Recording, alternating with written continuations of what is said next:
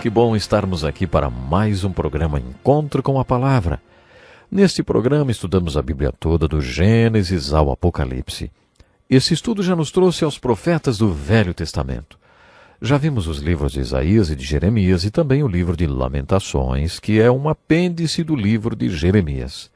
Continuando o estudo dos profetas, faremos hoje uma introdução ao profeta Ezequiel. Para entender melhor as profecias e o livro de Ezequiel, precisamos conhecer primeiro um pouco do homem Ezequiel e o homem que exerceu o ministério de profeta na mesma época que ele, Daniel. Ezequiel e Daniel tinham a mesma idade. Aos 14 anos, Daniel foi levado cativo para a Babilônia. 9 anos mais tarde, com 25 anos, Ezequiel foi levado também. Temos Jeremias pregando em Jerusalém durante sua queda, e mesmo depois dela, e ao mesmo tempo, temos Daniel, que foi levado cativo para a Babilônia, vivendo uma experiência e um ministério extraordinário no palácio de Nabucodonosor. Daniel foi um dos profetas mais empolgantes da Bíblia. Enquanto Daniel era profeta na Babilônia, Ezequiel ficou pregando nos campos de trabalho escravo em que estava o povo de Judá na Babilônia. Ezequiel foi o único profeta que ministrou diretamente para o povo de Deus no cativeiro. Todas as mensagens de Ezequiel são dirigidas aos cativos. O Salmo 137 descreve o povo de Judá no cativeiro. Neste salmo, o salmista diz que enquanto o povo de Deus marchava para a Babilônia, seus opressores, referindo-se aos babilônios que agiram com barbaridade contra Jerusalém e seu povo, diziam o seguinte: ouvimos falar que vocês são um povo que gosta de cantar, que cantam louvores para o Deus de vocês. Queremos ouvir uma das músicas sobre o Deus de vocês agora. O salmista se inclui neste grupo. Ali, nos salgueiros, penduramos as nossas harpas. Como poderíamos cantar as canções do Senhor numa terra estrangeira? Foi nesse cenário que Jeremias, Daniel e Ezequiel pregaram durante aquele período de tantas dificuldades. Ezequiel foi para o exílio junto com o povo de Judá e, como companheiro de cativeiro, fazia suas pregações referentes aos problemas tão difíceis que enfrentaram. O povo de Deus não tinha visões proféticas, nem templo, nem palavra da parte de Deus. Deus chamou Ezequiel para dar ao seu povo uma visão profética divina. Deus não quis que seu povo ficasse sem um profeta, nem durante o cativeiro. Por isso ele comissionou o jovem Ezequiel para ir até o cativeiro e ministrar aos exilados.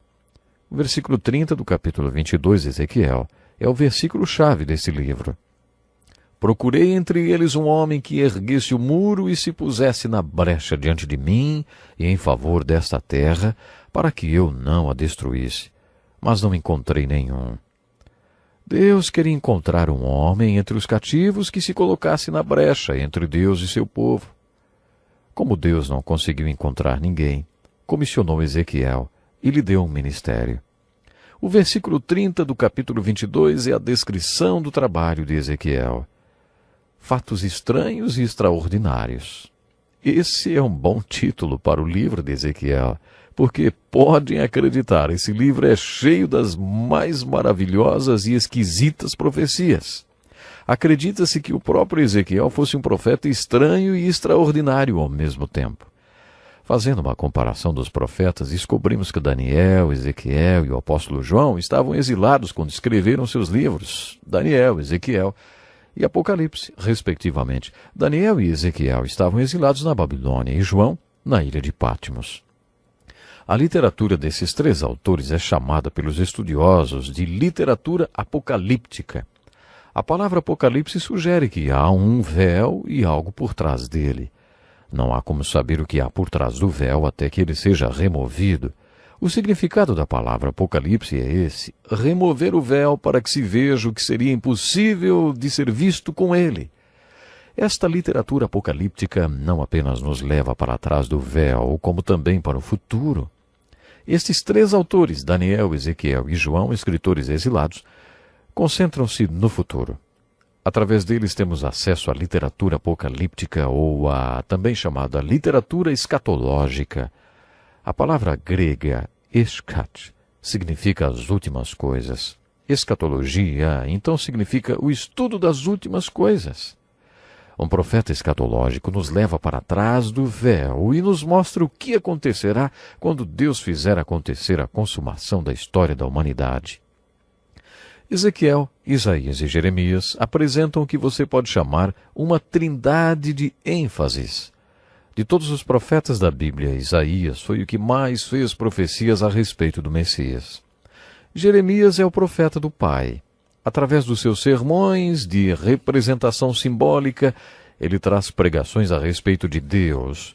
Quando o povo foi levado para o cativeiro, ele pregou: glorie-se em Deus, em compreender e conhecer o Senhor.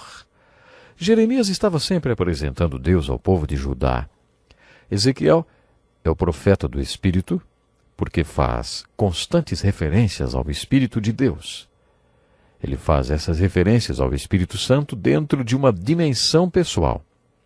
Ele descreve o Espírito vindo sobre ele, para dentro dele, elevando-o e capacitando-o de várias maneiras para aquele ministério tão difícil. O ministério e função do Espírito Santo, ou do Santo Espírito, tem várias dimensões. Lendo sobre o ministério do Santo Espírito, podemos até achar que ele se restringe a vir habitar naqueles que creem nele. Entretanto, o Espírito Santo não está só em nós, no sentido de que ele habita dentro de nós, se crermos em Jesus. O Espírito Santo também está sobre nós. Observe, tantas vezes aparece a expressão no livro de Atos: o Espírito Santo veio sobre ele. Mas receberão poder quando o Espírito Santo descer sobre vocês. A unção do Espírito Santo sobre nós está sempre associada a ministério. A prova do Espírito Santo em nós é chamada de fruto do Espírito.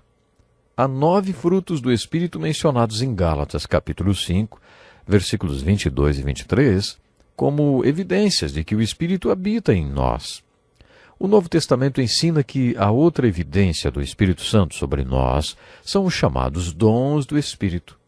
O Novo Testamento descreve vários desses dons. O Espírito Santo não está apenas sobre nós e em nós, ele também está entre nós. Quando 2 ou 3 se reúnem em nome de Jesus, ele está em nosso meio.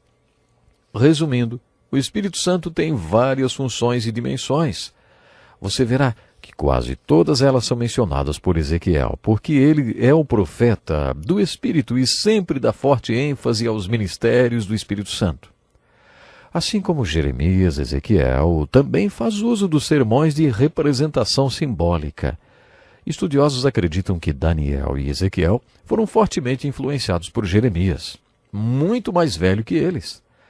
Esses 2 jovens profetas devem ter ouvido Jeremias pregar inúmeras vezes.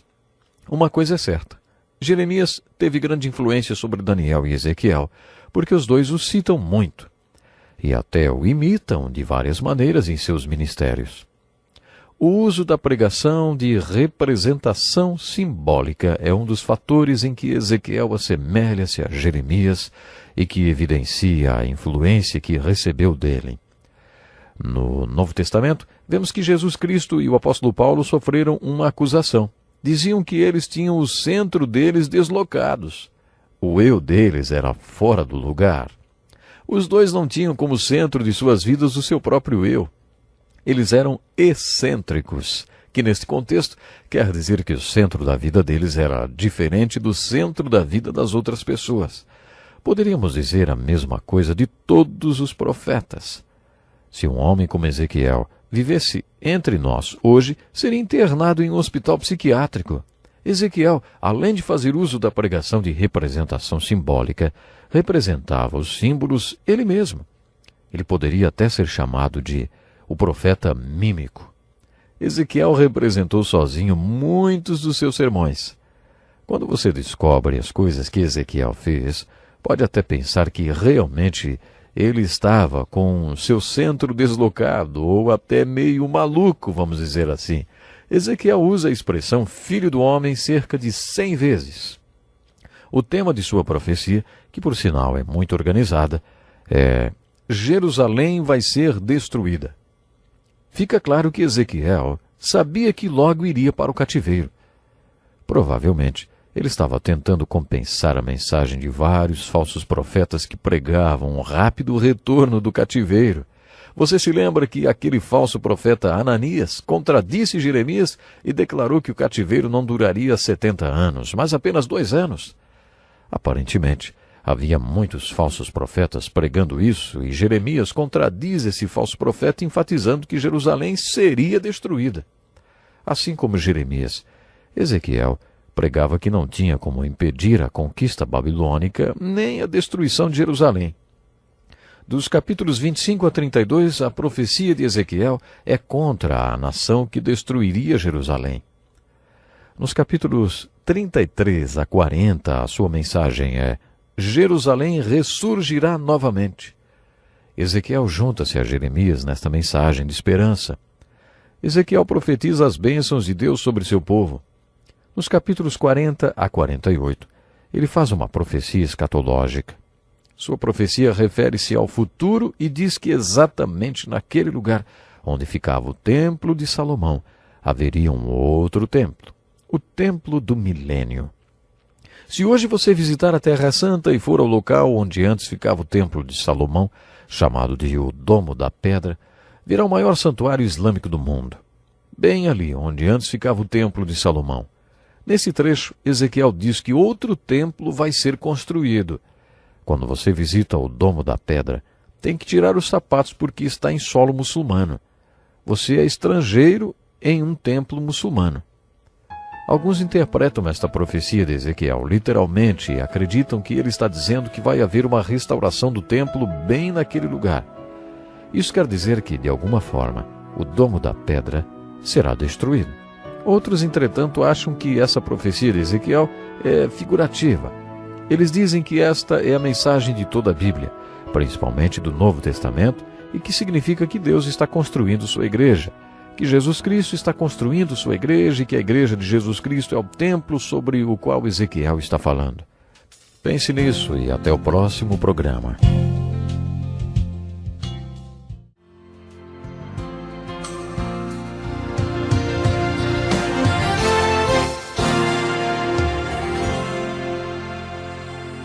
Muito bom estarmos juntos para mais um encontro com uma palavra. Para você que sintoniza nosso programa pela primeira vez, saiba que ele é dedicado ao estudo de toda a Bíblia, do Gênesis ao Apocalipse. Nosso estudo já nos trouxe a maior divisão da Bíblia, os livros proféticos do Velho Testamento. Já estudamos os profetas Isaías e Jeremias, e no último programa fizemos uma introdução à vida do profeta Ezequiel. Já temos uma visão geral do livro de Ezequiel. Vamos estudar alguns dos seus sermões estranhos e extraordinários. Ezequiel recebeu a maioria de seus sermões em forma de visões. Muitas de suas visões podem ser encontradas no livro do Apocalipse. O apóstolo João registrou as visões apocalípticas e escatológicas. Todos os símbolos que João usa no livro do Apocalipse são símbolos bíblicos, sendo que a maioria deles está presente no livro de Ezequiel. Preste atenção nesta visão de Ezequiel. Olhei e vi uma tempestade que vinha do norte, uma nuvem imensa com relâmpagos e faíscas e cercada por uma luz brilhante. O centro do fogo parecia metal reluzente e no meio do fogo havia 4 vultos que pareciam seres viventes. Na aparência tinham forma de homem, mas cada um deles tinha 4 rostos e 4 asas. As 4 tinham rostos e asas, e as suas asas encostavam umas nas outras. Quanto à aparência dos seus rostos, os 4 tinham o rosto de homem, rosto de leão no lado direito, rosto de boi no lado esquerdo e rosto de águia. Cada um deles ia sempre para frente. Para onde quer que fosse o espírito, eles iam, e não se viravam quando se moviam. Os seres viventes iam e vinham como relâmpagos. Enquanto eu olhava para eles, vi uma roda ao lado de cada um deles, diante dos seus 4 rostos. Esta era a aparência das rodas e a sua estrutura. Reluziam como berilo, as 4 tinham aparência semelhante. Cada roda parecia estar entrosada na outra. Quando os seres viventes se moviam, as rodas ao seu lado se moviam. Quando se elevavam do chão, as rodas também se elevavam. Para onde quer que o espírito fosse, os seres viventes iam e as rodas o seguiam, porque o mesmo espírito estava nelas. E aí, qual é a interpretação desse sermão estranho e extraordinário de Ezequiel, hein? O que será que esta visão significa? João menciona os mesmos símbolos no livro de Apocalipse. No capítulo 4 de Apocalipse, quando as portas se abrem para o céu, entre outras coisas, estão esses mesmos 4 seres viventes do livro de Ezequiel. O primeiro é como um leão, o segundo é como um boi, o terceiro é como um homem e o quarto é como uma águia. Quando Deus se revelou ao homem no Monte Sinai, rugiu como um leão. Se o povo chegasse a tocar a montanha de onde Deus falava, morreria. A outra maneira que Deus se revelou foi através dos sacrifícios do livro de Levítico. Quando Deus se revelou através da tenda de adoração ou tabernáculo lá no deserto, o boi representava os animais que eram sacrificados pelos pecados do povo. O homem, entre esses 4 seres viventes, nos leva a essa revelação progressiva de Deus até os evangelhos, onde Deus se tornou o homem. Deus viveu entre nós durante 33 anos. Alguns dizem que a águia representa a deidade. Este homem que viveu entre nós era totalmente homem e totalmente Deus, como declara o credo de fé. A encarnação de Jesus Cristo foi o máximo da revelação que Deus fez de si mesmo. As rodas podem representar a revelação contínua de Deus, que talvez inclua os profetas que proclamaram a revelação, já que o espírito dos seres viventes estava sobre rodas. Estas são algumas das possíveis interpretações desta visão de Ezequiel. É muito difícil interpretar as visões e revelações de Ezequiel. No capítulo 3, lemos uma de suas profecias intitulada O Sentinela da Casa de Israel. Diz assim: Ao fim de 7 dias a palavra do Senhor veio a mim. Filho do homem, disse ele, eu o fiz sentinela para a nação de Israel. Por isso ouça a palavra que digo e leve a eles a minha advertência. Quando eu disser a um ímpio que ele vai morrer, e você não o advertir, nem lhe falar para dissuadi-lo dos seus maus caminhos para salvar a vida dele, aquele ímpio morrerá por sua iniquidade. Mas para mim, você será responsável pela morte dele. Se, porém, você advertir o ímpio e ele não se desviar de sua impiedade ou dos seus maus caminhos, ele morrerá por sua iniquidade, mas você estará livre dessa culpa. Da mesma forma, quando um justo se desviar de sua justiça e fizer o mal, e eu puser uma pedra de tropeço diante dele, ele morrerá. Uma vez que você não o advertiu, ele morrerá pelo pecado que cometeu. As práticas justas dele não serão lembradas. Para mim, porém, você será responsável pela morte dele. Se, porém, você advertir o justo e ele não pecar, certamente ele viverá, porque aceitou a advertência e você estará livre dessa culpa. Você acredita nisto? Pois o apóstolo Paulo acreditou. Na segunda carta aos Coríntios, capítulo 2, ele disse assim, A graça de Deus, por nosso intermédio, exala em todo lugar a fragrância de seu conhecimento, porque para Deus somos o aroma de Cristo entre os que estão sendo salvos e os que estão perecendo. Para estes somos cheiro de morte, para aqueles, fragrância de vida. Paulo estava dizendo que se você fala das boas novas de salvação de Jesus para alguém, e essa pessoa crê no Evangelho, então você foi a fragrância de vida para ela. Você passa a ser a pessoa mais importante do mundo para ela, porque você anunciou a salvação. Se você fala das boas novas de salvação para uma pessoa e ela rejeita, então você é a fragrância de morte, porque a partir de então ela não poderá dizer, eu não sabia, eu nunca tinha ouvido. Depois de declarar isso, Paulo pergunta, mas quem está capacitado para tanto? Num verão, quando eu trabalhava na assistência social da minha cidade, participei de um projeto de recreação.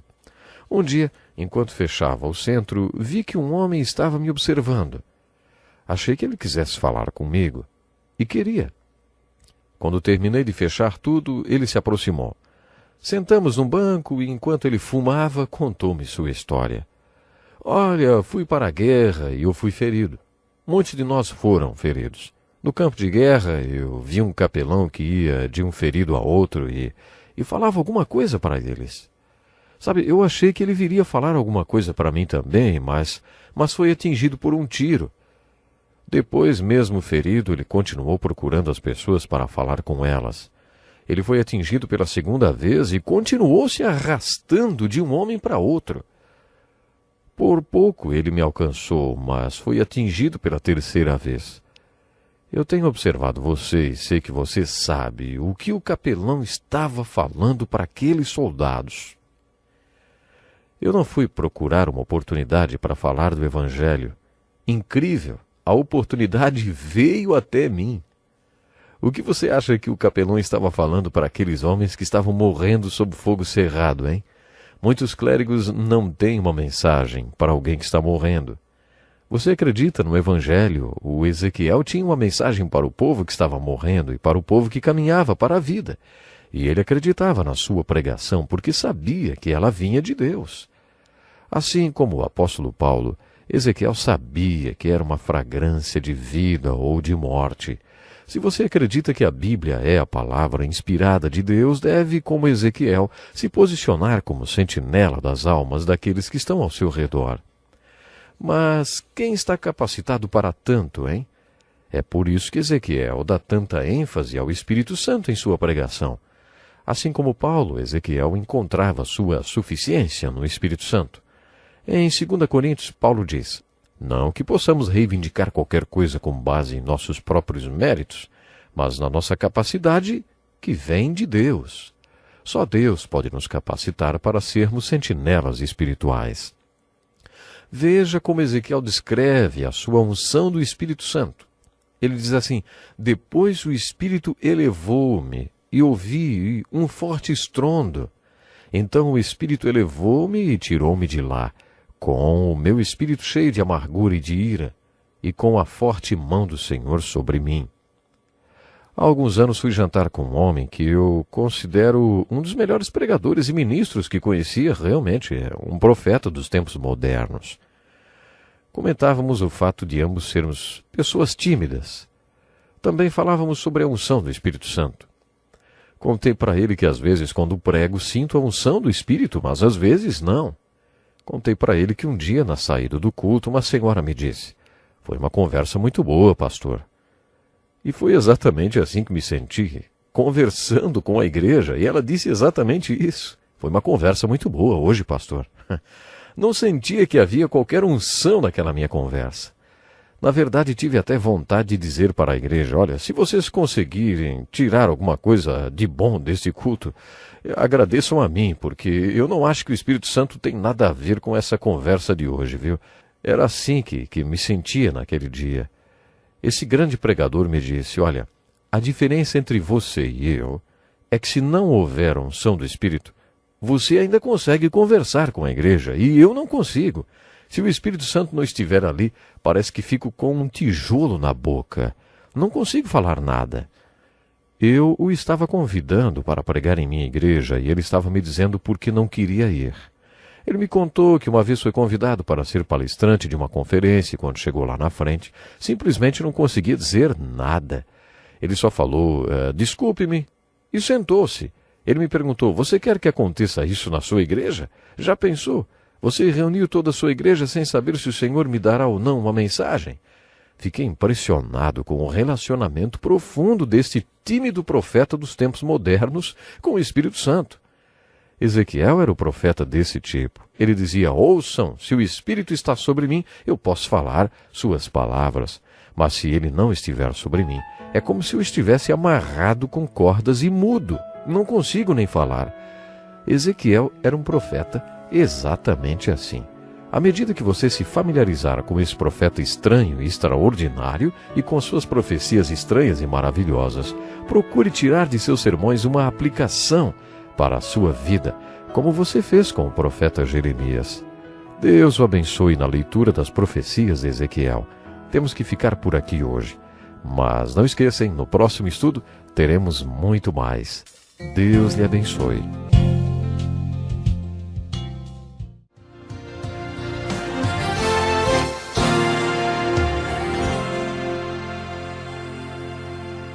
Este é mais um encontro com uma palavra. Ouça a leitura desse texto com bastante atenção.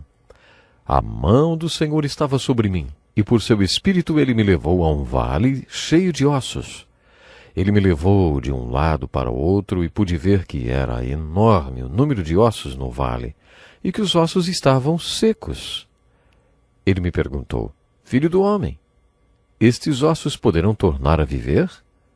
Eu respondi: Ó soberano Senhor, só tu sabes.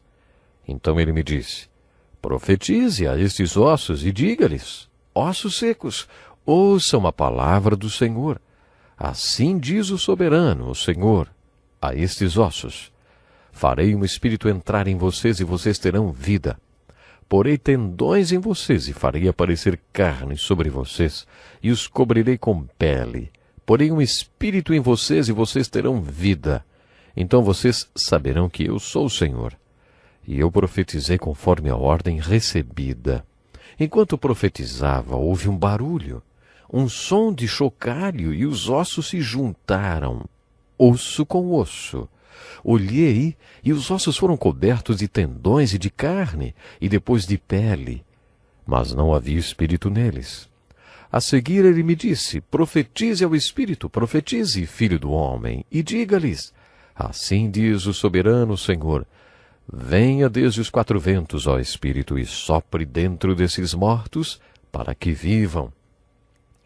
Profetizei conforme a ordem recebida, e o Espírito entrou neles. Eles receberam vida e se puseram em pé. Era um exército enorme.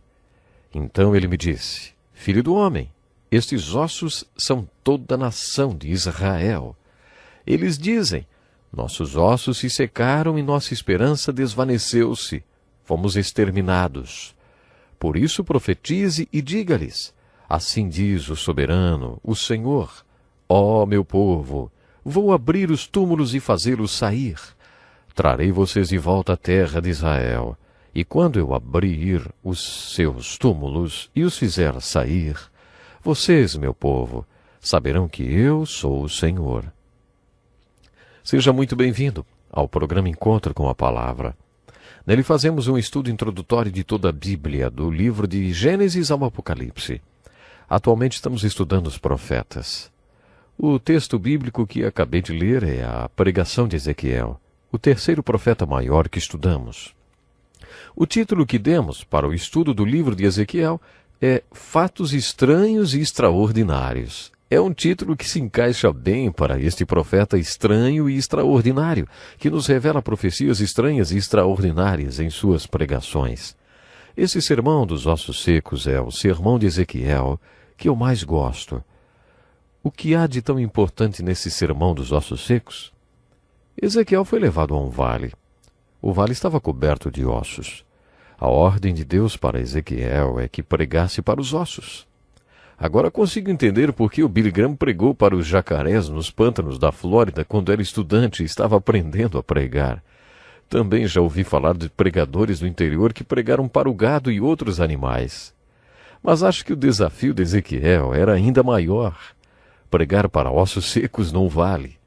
Havia muitos ossos e estavam todos secos. Muitas vezes este é o desafio de um pastor e é assim que ele se sente, pregando para uma igreja cheia de ossos secos em pleno domingo pela manhã. Os ossos podem até ser sofisticados e usar ternos caros, mas estão todos ali olhando para ele, sem expressão nem vida. O pastor tem diante de si um desafio espiritual. Será que esses ossos estão vivos? Será que com sua pregação ele trará vida espiritual para a sua congregação? Lembre-se de que Ezequiel não foi o único profeta maior. Ele foi um dos profetas do cativeiro. Jeremias pregou enquanto os babilônios conquistavam Jerusalém e levou 20 anos para que Jerusalém caísse. As deportações para a Babilônia aconteceram num período de 20 anos. E durante todo este tempo Jeremias pregava em Jerusalém. No início dessas deportações, quando tinha 14 anos, Daniel foi levado cativo para a Babilônia. Depois de 9 anos, Ezequiel, com 25 anos de idade, foi levado também. Como veremos na próxima parte do nosso estudo, Daniel teve um ministério muito importante no palácio de Nabucodonosor, a construção mais imponente daquela época. O ministério de Daniel com Nabucodonosor foi especial e continuou pelo reinado de seu filho Belsazar. Depois Daniel ministrou para Dário, da Médio-Persa, e também durante o reinado de Ciro o Grande, e depois que os persas conquistaram a Babilônia. O ministério de Daniel, voltado aos reis em palácio, era muito especial. O ministério de Ezequiel era mais difícil. Ezequiel foi chamado para ministrar para seus companheiros de exílio que estavam com ele na Babilônia. O ministério de Daniel, por exemplo, era voltado aos reis, e em palácios. Mas Ezequiel ministrou nos campos e trabalhos escravos. Hoje também temos homens santos e consagrados ministrando bravamente em campos russos da Sibéria. O livro de Solzhenitsyn, O Arquipélago de Gulag, descreve o ministério dedicado de alguns pastores entre seus colegas prisioneiros em campos de trabalhos escravos na Sibéria. Foi um contexto como este que Ezequiel foi chamado para ser profeta. A morte espiritual do povo de Judá era seu maior desafio. Como castigo pelo seu pecado de idolatria, o povo de Judá tinha sido exilado para a Babilônia. A marcha de morte para a Babilônia não foi suficiente para trazer um reavivamento espiritual para o povo. O moral deles estava constantemente baixo. O ministério de Ezequiel visava pregar para aqueles cativos ultrajados e desanimados.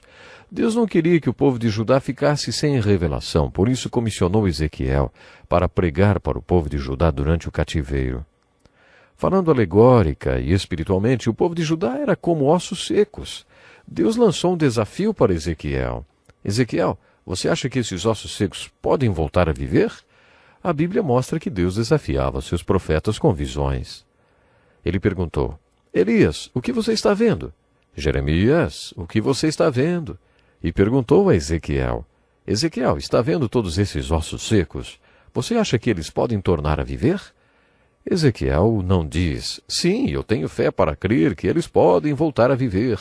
Ele diz, só o Senhor sabe. Só o Senhor sabe se eles podem voltar a viver.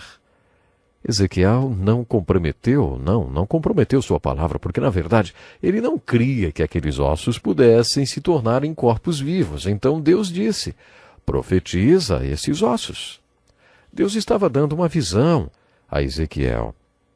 Ezequiel estava tendo uma experiência com Deus e começou a pregar para os ossos.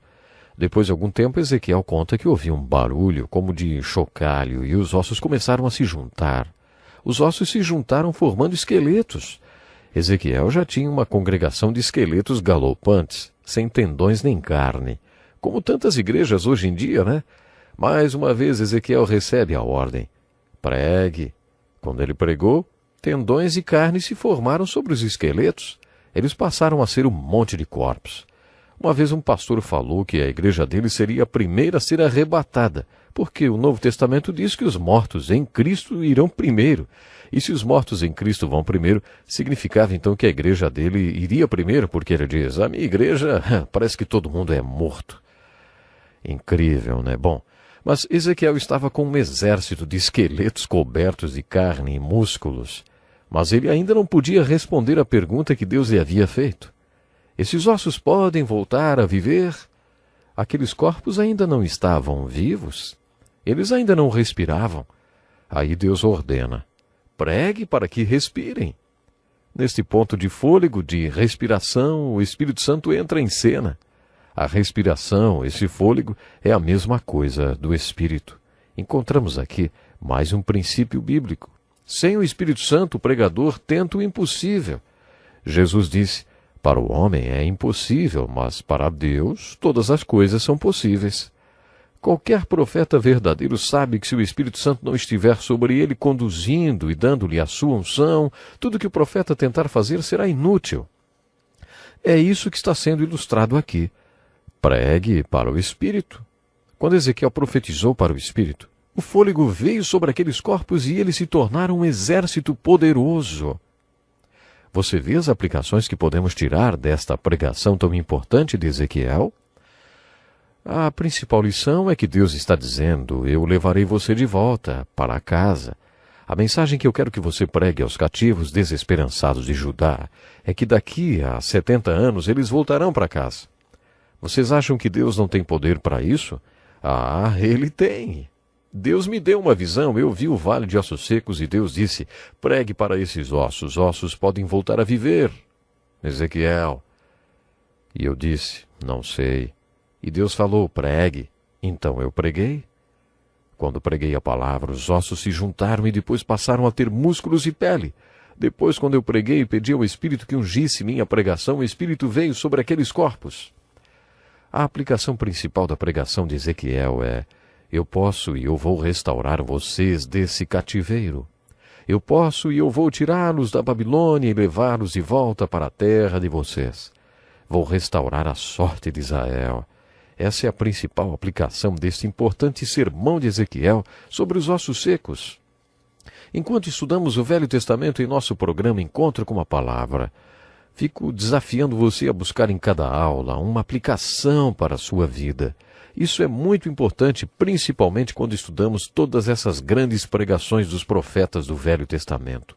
O que isso significou para aqueles que ouviram este sermão? Sempre que você quiser encontrar a aplicação de um texto como este, faça a você mesmo a pergunta: o que tudo isso significa para mim? Que aplicação posso tirar para a minha vida? A aplicação que podemos tirar desta lição é: enxergue o desafio da obra de Deus no mundo. Qual é a obra de Deus no mundo de hoje? Nos dias de Ezequiel, era o retorno do povo de Judá do cativeiro babilônico. Qual é a obra de Deus hoje? Hoje o Cristo vivo está construindo sua igreja. Edificarei minha igreja e as portas do inferno não prevalecerão contra ela. É isso que Deus está fazendo hoje. Como é que Cristo constrói sua igreja? Primeiro ele alcança os perdidos, depois de alcançados, os ex-perdidos tornam-se parte da igreja. Pode ser que eles não tenham muita vida espiritual, logo que se tornam parte da igreja. O desafio então é: será que esses ossos podem voltar a ter vida? Essa é a segunda aplicação desta importante mensagem de Ezequiel. A pregação do Evangelho constrói a igreja, dá vida real. Mas o tempo acabou. Até o próximo programa.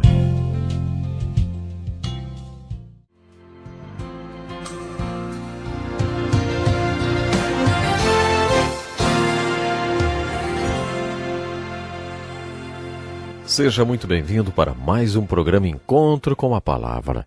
Apoie sua Bíblia, acomode-se e acompanhe conosco mais um pouco deste curso de introdução ao estudo da Bíblia. O propósito deste curso não é apenas fazer uma introdução à Bíblia, mas ajudar você a aplicá-la em sua vida. Dedicamos os últimos programas a observar a vida dos profetas. No último estudo vimos o texto do profeta estranho e extraordinário, desafiado a pregar para uma grande congregação de mortos e de ossos secos. Este texto, visto no último programa, ilustra dois fatores essenciais para que a obra de Deus caminhe com sucesso: oração e pregação da palavra. Ezequiel acreditava que o Espírito do Senhor estava nele, elevando-o, ungindo-o, capacitando-o com tudo o que ele precisava para ser frutífero. No desafio de pregar o Evangelho e ver pessoas convertidas, encontramos dois fatores da descrição do ministério da Palavra de Deus para os perdidos: a arma espiritual da oração e a Palavra de Deus que salva o pecador do pecado e o torna parte da igreja. Observamos a combinação poderosa da Palavra de Deus e da oração na ordem que foi dada a Ezequiel. Profetize a estes ossos. Profetize ao Espírito. Você não precisa ser um pregador para anunciar o Evangelho a outra pessoa. Você precisa crer que o Espírito de Deus ungirá a palavra de Deus quando você compartilhá-la com alguém. Dizem que um evangelista é um mendigo falando para outro onde há pão. Se você é espiritualmente um desses mendigos dizendo onde há pão ou onde o pão está, você precisa entender a combinação poderosa que é a oração e a pregação da palavra de Deus. Nos primeiros capítulos do livro de Atos, vemos que os discípulos viviam em uma grande comunidade espiritual. Eles repartiam seus bens e comiam suas refeições juntos. Praticavam um socialismo puro. Os apóstolos estavam servindo mesas, e isso os tirava do seu trabalho pastoral. Então eles tomaram uma importante decisão. Elegeram os primeiros diáconos e determinaram: vocês cuidam desta parte e nós vamos nos preocupar com a oração e a ministração pastoral. Deus abençoou a decisão deles de maneira poderosa e prosperou este ministério de oração e pregação da palavra de Deus. Ezequiel também usou essa mesma combinação em seu ministério. Se simplesmente pregarmos a palavra, estaremos passando informação, mas nada vai acontecer com as pessoas que estiverem ouvindo. Mas, se a pregação da palavra vier precedida de oração, alguma coisa vai acontecer. Quando Paulo foi para a cidade de Coríntios, ele simplesmente anunciou o fato a respeito de Jesus Cristo. Os fatos, claro, a respeito do Senhor Jesus. Ele disse que Jesus morreu pelos nossos pecados, Jesus Cristo ressurgiu da morte pelos nossos pecados. Em Atenas, Paulo tentou fazer do Evangelho uma panaceia intelectual. Ele usou a pregação de palavras persuasivas e de sabedoria. Citou os poetas de Atenas e seus filósofos, e não adiantou muita coisa. Quando viajou de Atenas para Coríntios, ele declarou: "Quando estive entre vocês, não fui com discurso eloquente, nem com muita sabedoria, para lhes proclamar o ministério de Deus, pois decidi nada saber entre vocês, a não ser Jesus Cristo e este crucificado. Minha mensagem e minha pregação não consistiram de palavras persuasivas e sabedoria, mas consistiram de demonstração do poder do Espírito, para que a fé que vocês têm não se baseasse na sabedoria humana, mas no poder de Deus." Em Coríntios, quando eles acreditaram na mensagem simples do Evangelho, os milagres aconteceram. Alguns disseram que era a maior tolice que já tinham ouvido e nada aconteceu na vida deles. Mas quando o povo creu, a mensagem simples do Evangelho de Jesus Cristo tornou-se um poder dinâmico que mudou vidas. Foi isso que Ezequiel aprendeu nos dias de cativeiro, quase 600 anos antes do apóstolo Paulo pregar o Evangelho em Coríntios. Ezequiel aprendeu que quando Deus nos manda anunciar as boas novas, e nós pregamos para ossos, para as pessoas que estão mortas, parece que não vai acontecer nada. Mas se Deus disse, pregue, e nós continuamos pregando para o Espírito também, para o fôlego, e ficamos olhando para Deus durante a pregação, o tempo inteiro, buscando a unção do Espírito sobre a pregação, então, quando o poder de Deus vem, aqueles ossos passam a ter vida. É essa a ilustração do livro de Ezequiel. Focalizamos nosso último estudo em algumas aplicações da pregação e do ministério do profeta Ezequiel. Terminamos o último programa falando sobre as aplicações da filosofia do ministério de Ezequiel, quando ele pregou seu sermão dos ossos secos. Além dessas aplicações, também vimos o resultado duplo da obediência a esse chamado. Profetizei conforme a ordem recebida, e o Espírito entrou neles. Eles receberam vida e se puseram de pé. Era um exército enorme. A visão que Deus deu a Ezequiel veio como um chamado para ele, e a palavra de Deus veio com um cumprimento.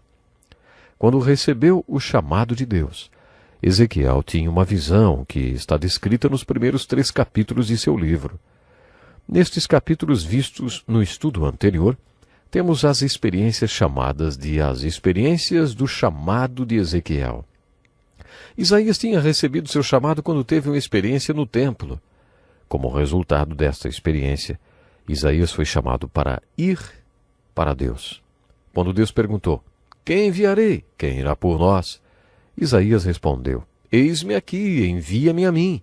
Ele tinha sido comissionado para ir por Deus. Chamamos isso de um encontro com Deus e o chamado de Isaías. Aquele foi o seu chamado e o seu ide. Deixe-me enfatizar mais uma vez que todos esses grandes profetas e homens de Deus no Velho Testamento tiveram essas experiências fortes nos seus chamados e tiveram também várias outras experiências que poderiam ser chamadas de experiências do ide. A razão pela qual o ide deles era verdadeiro é porque o chamado também tinha sido verdadeiro. Muitas pessoas hoje não são verdadeiras quando vão para Deus porque, na verdade, nunca foram realmente chamadas. Elas simplesmente foram. Algumas dessas experiências do chamado desses profetas duraram 40 até 80 anos, como no caso de Moisés. Moisés tinha 80 anos quando a experiência do seu chamado aconteceu e a sua experiência de ir durou 40 anos. Esses 40 anos de ide foram tão cheios do poder de Deus porque tinham sido precedidos de 80 anos de um chamado, uma preparação. Para Ezequiel, aquela visão dos ossos secos foi um ide. Quando Deus deu a Ezequiel a visão, ele se comprometeu com ela. Aí então passou a acontecer o cumprimento da visão. No primeiro capítulo do livro de Ezequiel, ele teve a visão das rodas. Essa grande visão das rodas foi o seu chamado. Vou enfatizar mais uma vez. Os detalhes das experiências espirituais dos homens e Deus podem variar, mas os resultados são muito semelhantes. Os resultados sempre têm a ver com o ir com Deus, ir para Deus. Salomão declarou que onde não há revelação divina, o povo se desvia. Nos tempos do ministério de Ezequiel, o povo de Judá tinha perdido a visão de Deus. Eles não tinham mais Jerusalém, nem a palavra de Deus, nem o templo, nem ajuda para adoração. Por isso o líder espiritual deles teria que ter uma visão de Deus. Deus deu a Ezequiel a visão de si mesmo em 4 diferentes dimensões. Primeiro Ezequiel disse: veio a mim a palavra do Senhor. Isso aconteceu com todos os profetas. Ezequiel também disse: a mão do Senhor estava sobre mim. Ezequiel foi o único que disse: abriram-se os céus e eu tive visões de Deus. Essas visões de Ezequiel são muito difíceis de serem interpretadas. Ele viu as rodas e os seres viventes. Os seres viventes não eram feras. Eram criaturas com aparência de leão, de boi, de homem e de águia.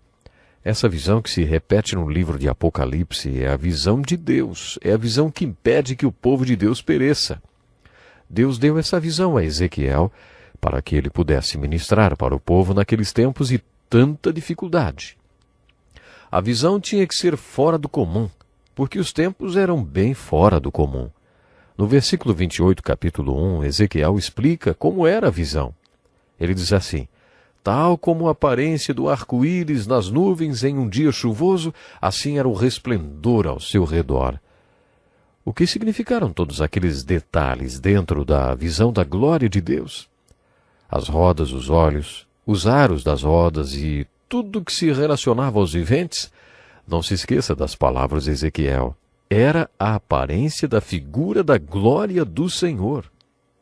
Muitos estudiosos acreditam que esta também foi uma visão da onisciência de Deus, que os olhos nos aros das rodas representam a onisciência de Deus. As rodas entrosadas umas nas outras podiam se movimentar para frente e para trás. A essência desta visão era e é a onisciência de Deus. Ezequiel era um profeta verdadeiro. Todas as suas profecias se cumpriram. Tudo que ele profetizou a respeito dos ossos secos se cumpriu. Deus fez o povo de Judá retornar do cativeiro babilônico. A aplicação que podemos tirar do cativeiro e da restauração do povo de Judá é: se você está espiritualmente cativo, se você não está livre, deve pedir a Deus que o liberte do seu cativeiro. Se você pecou e está experimentando o castigo de Deus, se você está num tipo de cativeiro babilônico, lembre-se das palavras de Jeremias. Graças ao grande amor do Senhor é que não somos consumidos. Lembre-se da mensagem de esperança que veio de todos esses profetas do cativeiro. Deus não cessou de amar você. Ele vai castigar você, mas depois que tiver reciclado e feito de você um vaso novo, ele trará você de volta. Essa é a essência da pregação de Ezequiel, Isaías, Jeremias e de outros profetas maiores. Todos eles enfatizam a realidade de um cativeiro que representa um castigo de Deus. Mas todos eles pregam o retorno deste cativeiro. Quando você lê o livro de Ezequiel e se familiariza com sua pregação, percebe que ele é um profeta muito importante e você também percebe a grandeza de seus sermões. Ele foi apocalíptico porque pregou a respeito dos últimos dias. Sem essas revelações, não teríamos muitas informações. Durante a leitura do livro de Ezequiel e de suas profecias, peça a Deus que o Espírito Santo abra seus olhos e ouvidos para as aplicações de algumas das maiores pregações já feitas por um dos maiores profetas que já existiu. Infelizmente, nosso tempo hoje já se foi. Esteja conosco no próximo encontro com a palavra. Deus o abençoe grandemente. Até lá.